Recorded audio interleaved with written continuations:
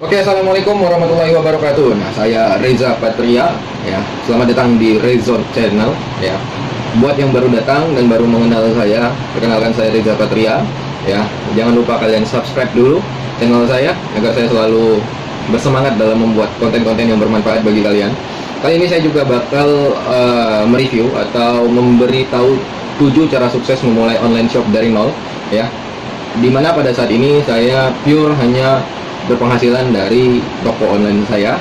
Nah, bagaimana cara saya survive dari seorang karyawan yang dulunya salesman, ya, atau penjual produk-produk orang lain, ya, dan bekerja di suatu perusahaan, dan hingga saat ini saya sudah lama sekitar 4 tahunan berhenti, ya, dari karyawan atau salesman di perusahaan marketing.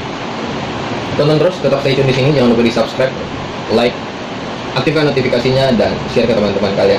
Oke, ini dia, kita mulai.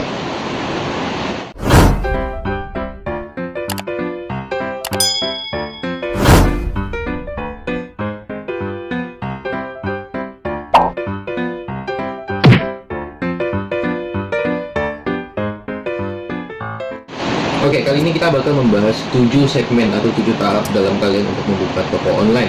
Caranya bagaimana bisa sukses berjualan online, bagaimana cara mencari relasi, bagaimana cari produk, mencari supplier, mencari konsumen, dan sebagainya. Nah, kali ini kita bakal bahas satu persatu. Di poin yang pertama, yaitu produk. Nah, kalian harus menentukan produk apa yang kalian jual. Nah, bagaimana cara menentukan produk tersebut? Satu, bisa jadi pada hobi kalian. Kedua, bisa jadi kalian meriset dulu kebutuhan apa yang sering banyak orang cari. Ketiga, untuk mencari suatu produk, Anda harus jeli. Anda harus jeli melihat pasar yang saat ini atau permintaan konsumen banyak temannya sih saat ini, gitu. Nah, pada saat Anda menentukan produk, tentukanlah produk tersebut yang tidak sulit Anda cari, ya. Seperti itu kira-kira. Kedua, Anda harus bergabung di komunitas online atau komunitas pebisnis. Nah, di mana grup tersebut memiliki orang-orang yang banyak sekali jam terbang yang bisa sharing kepada kalian, bisa kalian curi ilmunya, ya. Jadi kalau misalkan kita mencuri ilmu itu sangat baik sekali, ya, dibanding kita diam aja dan berpikir keras dan susah banget mencarinya. Nah, bagaimana caranya? Itu yang terbaik adalah mencari relasi. Bagaimana kita cara mendekati orang-orang pembisnis yang sudah sukses. Nah, singkat cerita, saya pernah memulai sesuatu usaha. Bukan pernah, sampai saat ini masih menjalankan usaha tersebut, ya. Nah, saya waktu itu memiliki teman. Saya mencoba membisnis sepatu atau berjualan sepatu. Karena saya punya teman pada saat itu saya lihat, wah, gampang sekali dia dengan uangnya.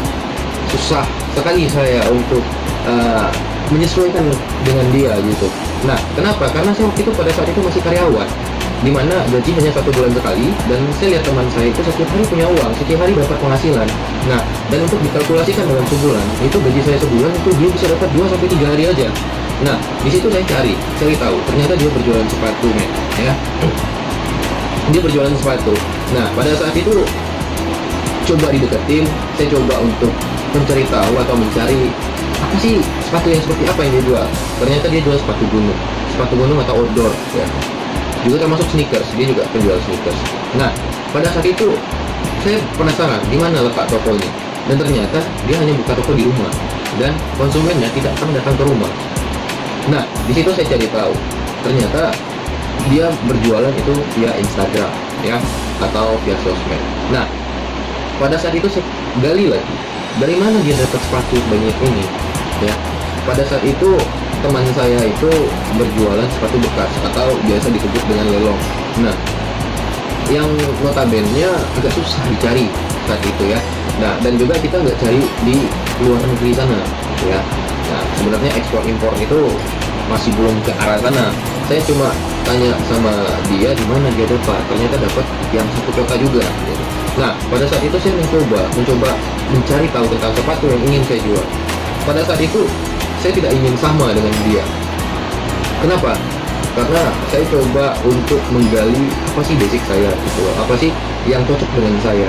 Nah, dan ternyata pada saat itu saya coba memilih sepatu Converse atau sepatu basket. Pada zaman di 80-90-an Converse itu dipakai untuk sepatu basket atau sepatu olahraga. Nah, pada saat ini pengguna Converse itu atau All Star ya, pengguna Converse itu banyak sekali dan dipakai untuk keseharian anak muda, fashionable pada saat ini ya kan. Ada beberapa kalangan yang suka menggunakan sepatu itu untuk fashionable-nya sehari-hari. Nah, lalu saya coba berpikir, nah pada saat itu saya coba untuk membeli dua buah, namun bukan yang kelas biasa. Saya coba membeli sekelas ya, yang rare gitu lah, yang susah dicari ya.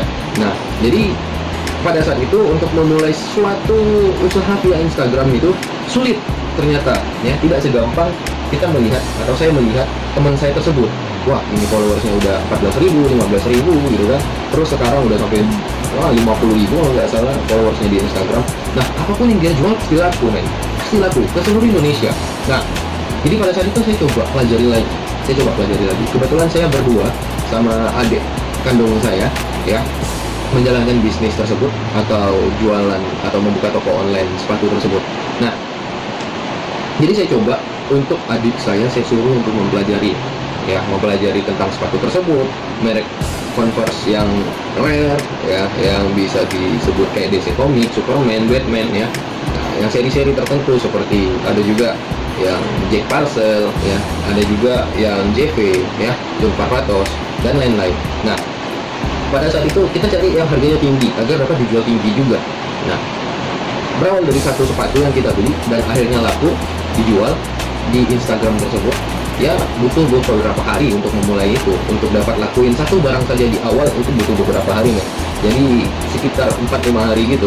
Nah, coba beli satu sepatu dengan modal 300.000 dan dijual 600.000, dapat untung 2 kali lipat, men, pada saat itu ya. Nah, dapat untung 2 kali lipat. Pada saat 2 kali lipat tersebut kita dapat 600 ribuan, beliin 2 sepatu lagi, men. Dicariin 2 sepatu lagi. Nah, adik saya ini dia fungsinya untuk mempelajari dan menjualnya.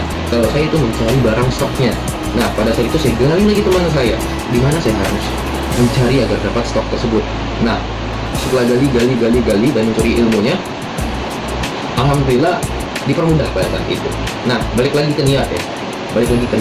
Apabila niat kita udah benar, ada lurus niat kita nih, terus ikhtiar ya, berusaha terus, nggak usah ada kata nyerah. Lalu sisanya kita tawakal, men. Nah, apabila Tuhan udah kehendakin nih, niat sama ikhtiar kita udah kita tawakalkan, jadi men. Kalau udah Tuhan bilang jadi, jangan pernah bantah. Jadi dalam hidup ini yang pertama untuk memulai, niat dulu kuatkan. Nah, harus bisa. Jadi nggak ada kata tidak bisa. Contoh satu aja di dunia ini ya, ada satu kalimat aja atau satu kata aja pilihannya, ya atau tidak. Jadi contoh, saya menawarkan ke seseorang saya tawarkan dan bilang tidak. Jangan pernah menyerah, saya tawarkan lagi ke sebelahnya. Kita tawarkan lagi ke orang lain, dia jawab tidak. Tawarkan lagi ke orang lain, dia jawab tidak. Nah, bagaimana? Apakah ikhtiar kita sudah gagal? Tidak, men. Terus ikhtiar, terus mencoba. Karena di setiap ada kata tidak, pasti ada kata iya, men. Nah, begitu juga sebaliknya. Di setiap ada kata iya, pasti ada kata tidak. Tidak mungkin semua orang tidak mau. Tidak mungkin. Misalkan saja, dari 10 orang yang kita tawari, tidak mungkin semuanya bilang tidak. Ya kan? Pasti ada yang mau. Pasti. Itulah yang saya yakini dari dulu. Di saat memulai, bahkan sampai berjalan saat ini. Nah, tidak pernah takut. Yang pasti itu tidak pernah takut. Dan saran saya, apabila kalian memulai sebuah usaha dan mencari produk, pilihlah produk yang tidak akan pernah basi.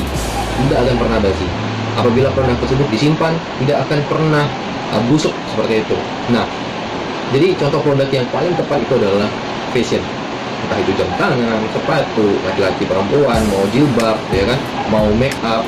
Tapi make up biasanya masih ada batas kadaluarsanya. Sebisa mungkin cari yang barang-barang yang kebutuhan namun tidak memiliki kadaluarsa, ya. Nah, selanjutnya pada saat beli sepatu dengan harga 300.000 dan dijual pertama kali 600.000, itu diputerin lagi, men.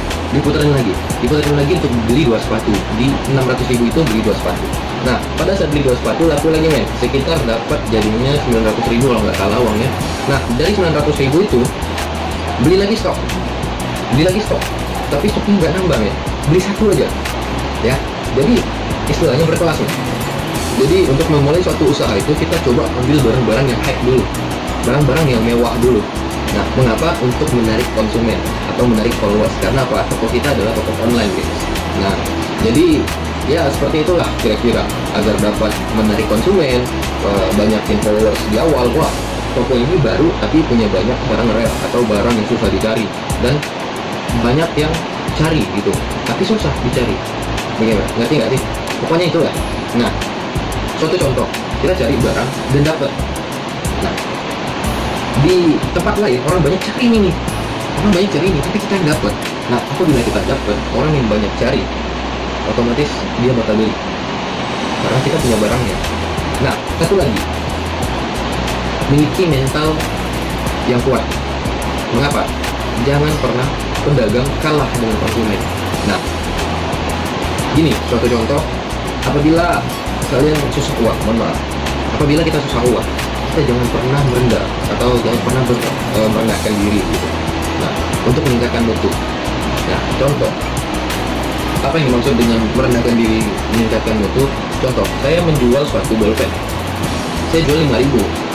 Nah, ditawar sama orang 3.500, mau nggak? Kalau nggak mau, nggak laku kata orang ya kan, kata konsumen. Nah, namun memiliki mindset pemenang ya. Jadi kita harus niat dan bertekad untuk melakukan pulpen ini 5.000 rupiah. Jadi kalau dia tawar 3.500, kita harus cari orang lain yang mau bayar ini 5.000. Nah, seperti itu ya. Jadi jangan mau dibayar atau barang yang dibeli dengan harga rugi atau harga tidak untung ya, atau harga balik modal. Jangan ya. Di saat kita berjualan harus untung ya. Itu kuncinya kalau mau sukses dalam jualan ya, harus untung. Meskipun kalian jualan punya perusahaan ya, yang penting capai target. Jangan kasihan kalau kamu nggak dapat insentif ya. Intinya seperti itu. Nah, dan yakinlah di balik kata tidak pasti ada kata ya. Tidak mungkin 5 orang yang kalian tawarkan 5-5-nya tidak. Pun kalau 5-5-nya tidak, kalian harus menawarkan 6 orang untuk mencari kata ya. Jika 6 orang tersebut juga tidak, cari sampai 7, 8, 9 sampai ya. Ya, kalian harus punya tekad yang kuat ya, niat yang cukup besar ya, agar tercapai hasil yang besar ya. Nah, sekian dulu video dari saya, semoga bermanfaat.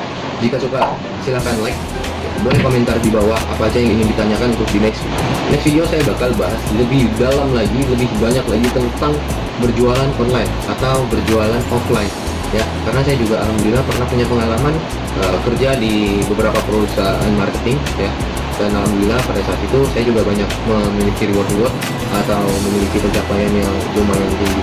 Nah, masih penasaran dengan bagaimana cerita atau pengalaman yang akan saya bagi kepada kalian? Jangan lupa tinggalkan subscribe kalian dan juga aktifkan notifikasinya di bawah agar selalu dapat atau selalu update tentang tayangan-tayangan video saya.